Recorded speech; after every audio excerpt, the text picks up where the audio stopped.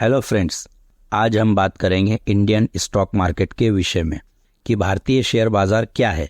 दोस्तों, ये वीडियो सिर्फ उन लोगों के लिए है जो शेयर बाज़ार में नए नए आए हैं और जिन्हें शेयर बाज़ार की ABCD भी नहीं आती है। अगर आप भी शेयर बाज़ार में नए आए हो तो ये वीडियो आपके लिए ही है। दोस्तों, जॉर्डन बेलफोर्ड ने कहा है, the word of investing is jungle, जिसका मतलब है दुनिया भर में जो शेयर बाज़ार है वो एक जंगल है जिनमें दो प्रकार के जानवर घूमते हैं, बुल्स और बेयर्स। लेकिन इस जंगल में वही राज करता है जो शेर बनकर घूमता है, मतलब कि जो बुल्स और बेयर्स दोनों का शिकार कर सके। दोस्तों, शेयर बाजार का नाम सुनते ही आम लोगों की आंखों के सामने एक मोटी और लंबी इमारत नजर आती है जो कि मुंबई के दलाल स्ट्रीट पर स्थित है, जिसके सामने कई लोग खड़े होकर कीमतों को कम ज्यादा होते हुए देखते हैं। आम लोगों की नज़र में शेयर बाजार का मतलब है सट्टा बाजार। ये लोग सोचते हैं कि शेयर बाजार अमीरों का सट्टा है जिसे कि सरकारी मान्यता प्राप्त है। जो भी शेयर बाजार में जाता है वो बर्बाद हो जाता है। अगर आप भी कुछ सालों से शेयर बाजार में हो तो ये बातें अक्सर आपने भी सुनी होगी, लेकिन ऐसा नहीं है। आम लोगों की एक धारणा होती है कि जो बात उन्हें समझ में नहीं आती उसे बुरा भला कहकर टाल दो, जिसे वो अपने हित में समझते हैं। लेकिन असल में सही बात तो ये है कि जिस चीज़ के बारे में आप जानते ही नहीं हो उसे बुरा भला कहने का आपको कोई अधिकार नहीं है। कुछ लोग तो ऐसे भी होते हैं जिनको शेयर बाजार के बारे में कुछ पता ही नहीं होता है और 1 लाख रुपये लेकर आते हैं और दाव लगाते हैं कि इस 1 लाख रुपये से आर या फिर पार, और आखिर में नुकसान खाकर चले जाते हैं। अगर आप भी उनमें से ही हो तो ये बाजार आपके लिए नहीं है।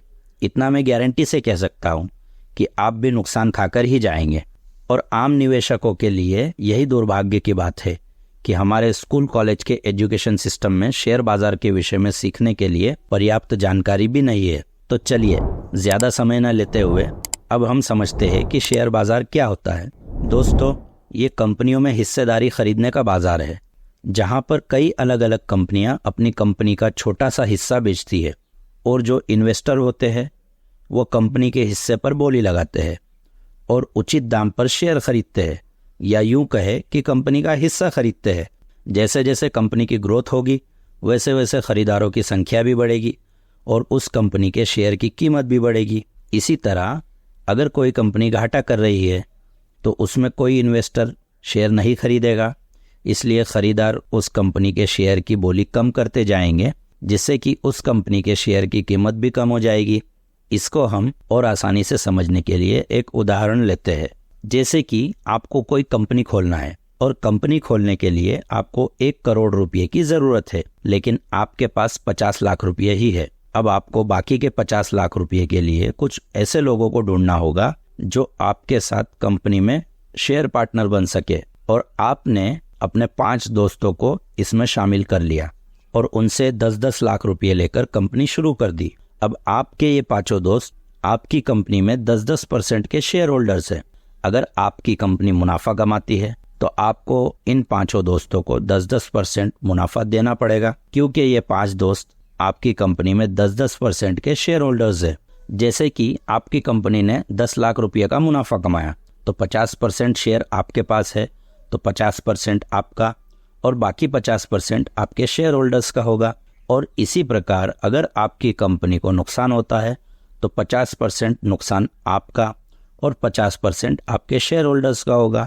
बिल्कुल इसी प्रकार शेयर बाजार में कंपनियां निवेशकों को कुछ हिस्सा बेचती है, और जब कंपनी मुनाफा कमाती है तो आपको भी मुनाफा होता है, और जब कंपनी को नुकसान होता है तो आपको भी नुकसान होता है। आसान भाषा में शेयर बाजार को समझने का तरीका ये है कि हर कंपनी अपने बिजनेस को बढ़ाने के लिए आम निवेशकों से पैसा जमा करना चाहती है, जो वो कंपनी के शेयर बेचकर करती है। अगर इस कंपनी में निवेश बढ़ने लगा तो निवेशक को मुनाफा तभी से शुरू हो जाता है। दोस्तों, भारत में शेयर बाजार की शुरुआत सन 1875 में the native share and stock broker association के नाम से हुई थी, जिसे आज हम BSE यानी कि बॉम्बे स्टॉक एक्सचेंज के नाम से जानते हैं। ये भारत का ही नहीं बल्कि पूरे एशिया का सबसे पुराना शेयर बाजार है। ये भारत सरकार से मान्यता हासिल करने वाला देश का सबसे पहला एक्सचेंज है।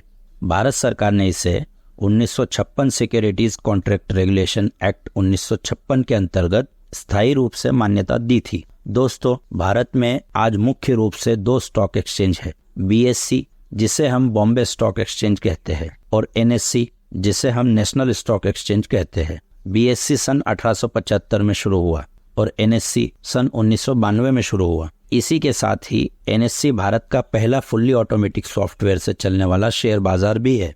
BSE में 5500 से अधिक कंपनियां लिस्टेड है और NSE में 1600 से अधिक कंपनियां लिस्टेड है, जो कि निवेशकों को हिस्सा बेचती है या यूं कहे कि शेयर बेचती है।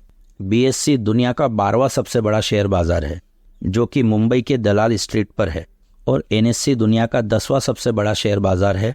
NSE भी मुंबई में ही स्थित है। दोस्तों, आपने अक्सर टीवी पर देखा होगा कि सेंसेक्स इतने अंक नीचे गिर गया या निफ्टी उतने अंक ऊपर चला गया। अब आपके दिमाग में सवाल होगा कि निफ्टी और सेंसेक्स क्या है। आइए इसे समझते हैं। दोस्तों, इनको कहते हैं इंडेक्स। अगर आपको जानना है कि अभी शेयर बाजार में क्या हो रहा है तो आप इन इंडेक्स को देखकर जान सकते हैं। वो आप कैसे जान सकते हैं, चलिए इसे समझते हैं।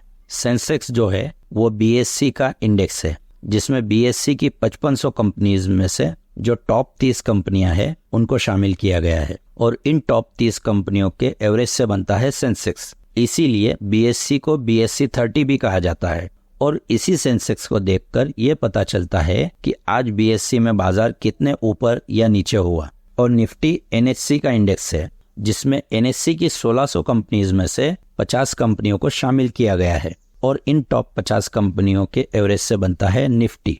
दोस्तों, अगर आप जानना चाहते हैं कि BSE की टॉप 30 और NSE की टॉप 50 कंपनीज कौन सी है तो आप इन्हें गूगल पर सर्च करके जान सकते हैं और यही इंडेक्स की कंपनियां देश की इकोनॉमिक ग्रोथ को दर्शाती है। अब आपका सवाल होगा कि जो कंपनी BSE में लिस्टेड है, क्या वो सेम कंपनी NSE में भी लिस्टेड हो सकती है? इसका जवाब है हाँ।